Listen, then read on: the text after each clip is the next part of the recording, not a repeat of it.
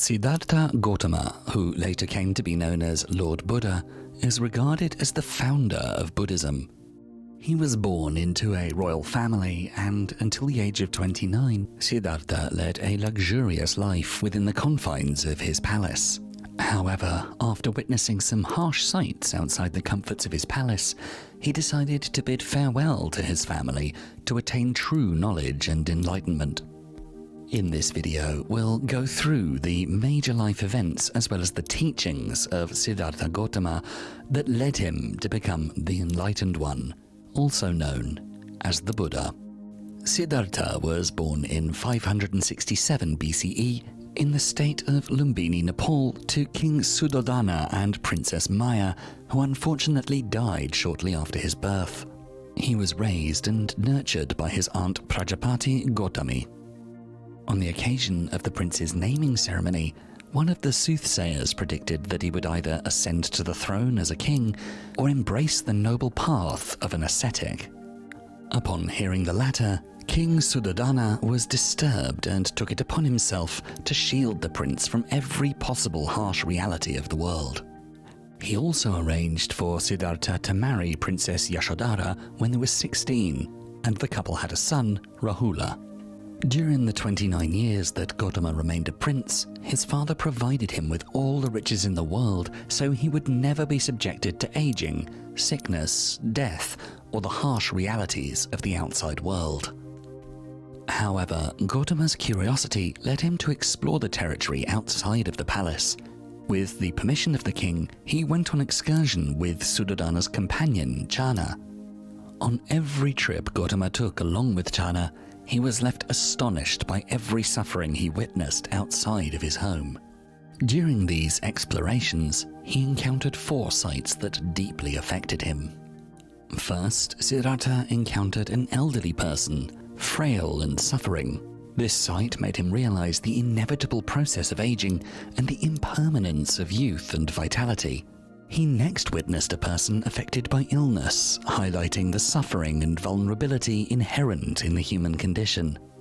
Finally, Siddhartha encountered a funeral procession, witnessing the finality of death and the grief it brought to those left behind. This sight emphasized the impermanence of life. On his last excursion, he came across a wandering ascetic or renunciant who appeared peaceful and content despite possessing few material possessions.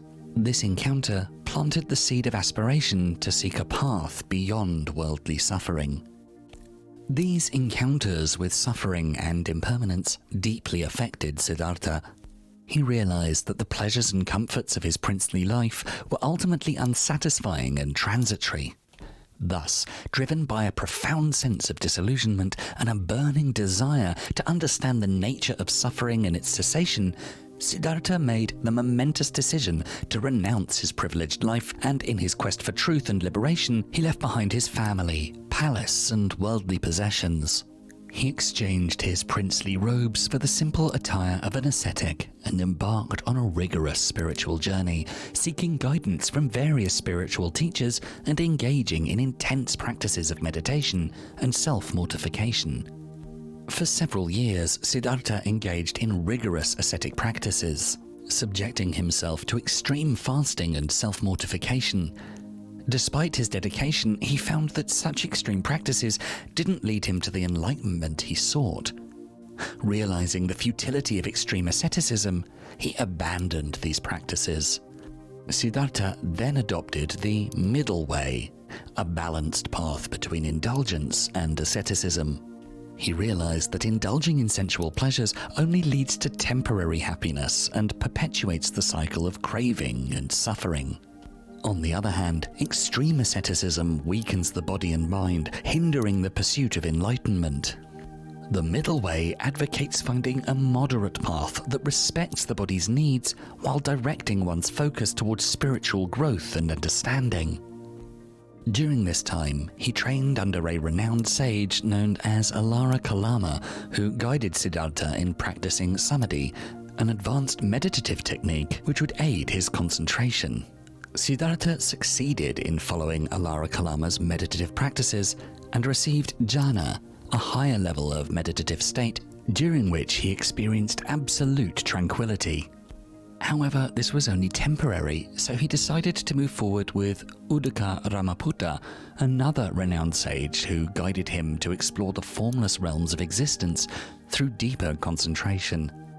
Siddhartha's mind expanded beyond normal perception, granting him relief from worldly worries. Despite feeling profound peace, however, it didn't completely free him from these concerns. After years of spiritual seeking and ascetic practices, he decided to meditate under a bodhi tree in Bodh Gaya, India. It was during this meditation that he experienced a profound realization. According to Buddhist tradition, during the night of his meditation, he was confronted by various temptations and challenges posed by the forces of illusion and desire, which, of course, he overcame. Finally, in the early morning hours, he attained enlightenment and became a Buddha, which means awakened one. According to legend, after enlightenment, Buddha walked around the Bodhi tree in a specific pattern called the Jewel Walk. It's believed that lotus flowers sprang up from the ground with each step he took, symbolizing purity and enlightenment. This moment is often referred to as the Great Enlightenment or the Great Awakening. During this experience, Buddha is said to have had deep insights into the nature and causes of suffering, as well as the path to liberation from it. Bodh Gaya is a significant pilgrimage destination for Buddhists around the world. A temple complex known as the Mahabodhi Temple stands at the site, marking the spot where Buddha is said to have achieved enlightenment. This event is a foundational moment in the development of Buddhism and is often celebrated as a major holiday in Buddhist communities. After becoming enlightened, he decided to share his knowledge and experience of the path to enlightenment. The first time Buddha spoke about his knowledge, which became his teachings, was in a place called Sarnath and became known as the turning of the wheel of Dharma. 5 of Buddha's close friends who had joined him in his earlier quest for enlightenment were there to listen. Buddha's teachings offer profound insights into the nature of existence, forming the core of Buddhist philosophy. At the heart of these teachings lie the 3 marks of existence, which are Anicca, Anatta, and dukkha. Anicca, which means impermanence, refers to the fundamental nature of existence, asserting that all conditioned things are subject to change and are impermanent. This includes physical phenomena, mental states, and even the self. Nothing in the world remains static or unchanging.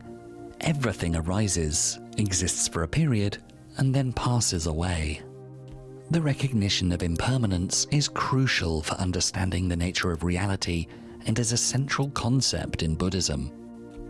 Anatta is the concept that there is no permanent, unchanging, or independent self or soul. While individuals have a sense of self and consciousness, this identity is a result of complex interactions of various factors and conditions. Buddhists believe that clinging to a fixed notion of self leads to suffering, and that understanding the true nature of reality as devoid of a fixed self is a key step on the path to liberation. Dukkha, meaning suffering, refers to the inherent unsatisfactory nature of existence. It encompasses not only obvious physical and emotional suffering, but also the more subtle dissatisfaction that arises from attachment, desire, and the impermanence of all things. To address this predicament, Buddha developed the 4 noble truths. Number 1, the noble truth of suffering, or dukkha. This truth acknowledges the existence of suffering and dissatisfaction in human life. It emphasizes that birth, aging, illness, death, and various life experiences are all forms of suffering. Number 2, the noble truth of the origin of suffering, or samudaya. This truth delves into the root cause of suffering, which is attachment or craving. To shed light on this concept, the Buddha introduced the notion of poisons, 3 negative emotions that give rise to unhappiness. Illustrating this insight is the Wheel of Life, a symbolic representation meticulously designed to deepen our comprehension of life's trials. Within the Wheel of Life's depiction, the Buddha skillfully employs three animals, a rooster, a snake, and a pig, as potent symbols for excessive desire, anger, and confusion, respectively. These creatures find interconnectedness within a circular framework, mutually amplifying the detrimental influence they exert. This ongoing cycle bears the name samsara, which signifies the ceaseless loop of birth, death, and rebirth across diverse forms of existence, accompanied by the burden of suffering and dissatisfaction. It is the attachment to desires, pleasures, and material possessions that ultimately engenders suffering. Such attachment is born from a lack of awareness regarding the true nature of reality. Number 3. The noble truth of the cessation of suffering, or nirodha. This truth offers hope by stating that suffering can be ended. By overcoming attachment and craving, one can attain a state of liberation and freedom from suffering. Number 4. The noble truth of the path to the cessation of suffering, or Megha. This truth outlines the Eightfold Path, which is a set of guidelines that leads to the cessation of suffering. The Eightfold Path are steps to overcome suffering and achieve enlightenment. It includes the right view, right intention, right speech, right action, right livelihood, right effort, right mindfulness, and right concentration. Right understanding involves gaining a correct and clear understanding of the Four Noble Truths, the nature of suffering, and the impermanent and interconnected nature of all things. It also includes understanding the law of karma and the effects of our actions. Right intention pertains to cultivating wholesome intentions and motivations. It involves letting go of selfish desires, ill will, and harmful thoughts, and instead nurturing intentions of goodwill, compassion, and non-harming. Right speech emphasizes using speech that is truthful, kind, and beneficial. It involves abstaining from false speech, divisive speech, harsh speech, and idle gossip, and instead using words that promote understanding, harmony, and empathy. Right action focuses on ethical conduct and behavior. It involves refraining from actions that harm others, such as killing, stealing, and sexual misconduct, and instead engaging in actions that promote well-being, honesty, and respect. Right livelihood concerns one's occupation or means of earning a living. It involves doing something that's honorable, ethical, and doesn't cause harm to oneself or others. It encourages avoiding professions that involve exploitation, deceit, or violence. Right effort refers to making a continuous effort to cultivate wholesome qualities and abandon unwholesome ones. It involves exerting effort to overcome negative mental states and develop positive ones through meditation and mindfulness.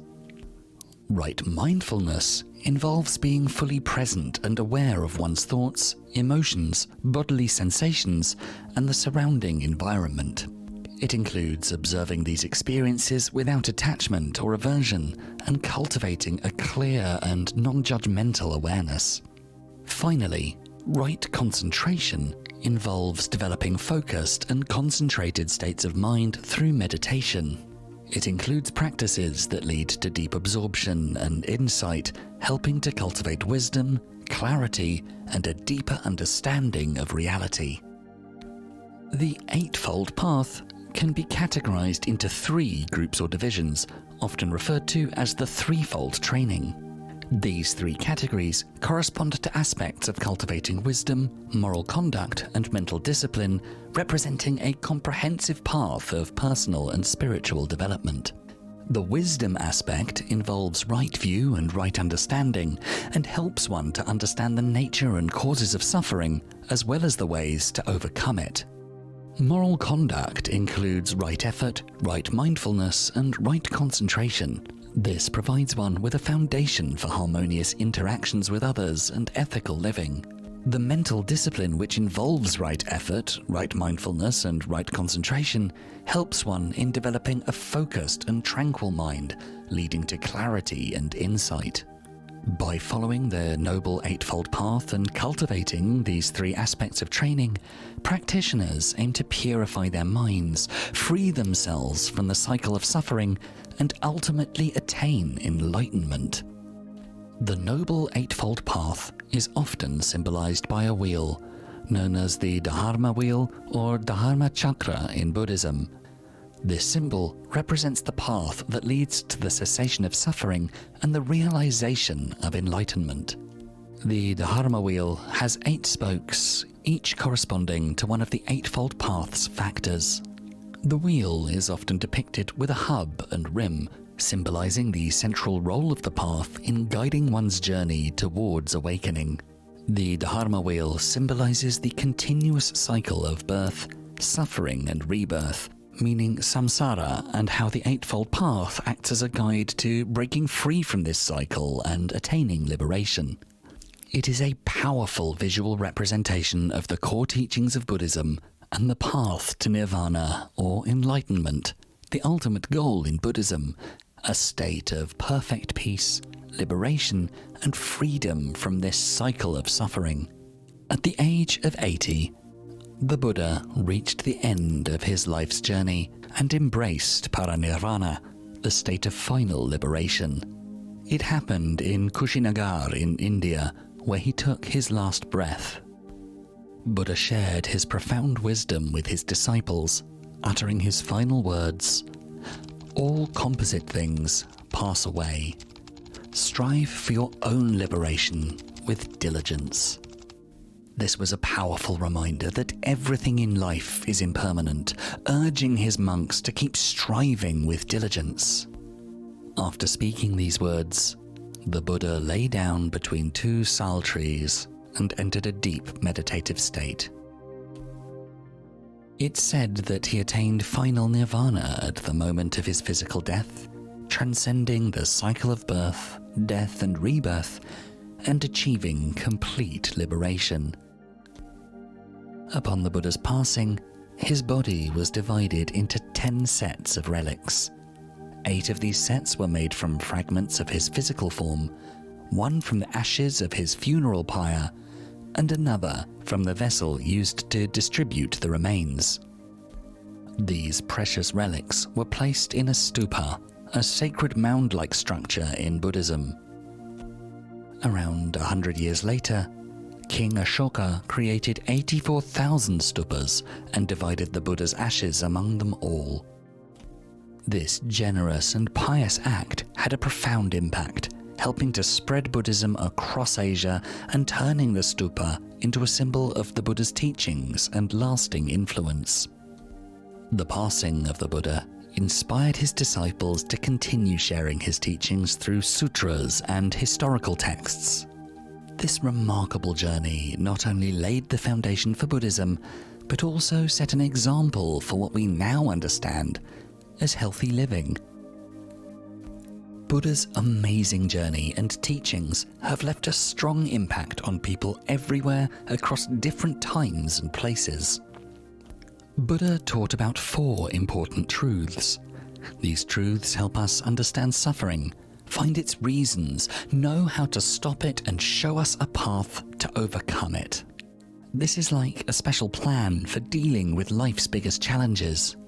He also talked about the Noble Eightfold Path, which includes things like understanding, thoughts, words, actions, work, effort, being mindful, and focusing. This path gives us a map for how to live well and grow as a person. It encourages us to be good, make smart choices, and discover our inner abilities. Buddha's teachings also talk a lot about mindfulness and meditation. These are tools that can help us think clearly, stay calm, and feel better emotionally. People of all ages have found these tools enormously helpful to deal with stress, pay closer attention, and find inner peace. He also emphasized the importance of being kind and understanding towards all living beings, showing compassion and empathy. This idea has had a big impact on how people treat each other and how societies work. Because of Buddha's teachings, many people around the world have come together to learn, explore, and grow. His influence can also be seen in different cultures, connecting people from all walks of life. His teachings have added deeper meanings to art, books, buildings, and creative expression. They talk about important things like change, awakening, and the human search for meaning. Buddha's thoughts about suffering, how to become enlightened, and how to live ethically continue to be bright lights that guide us. They help us understand life, why we're here, and how we're all connected.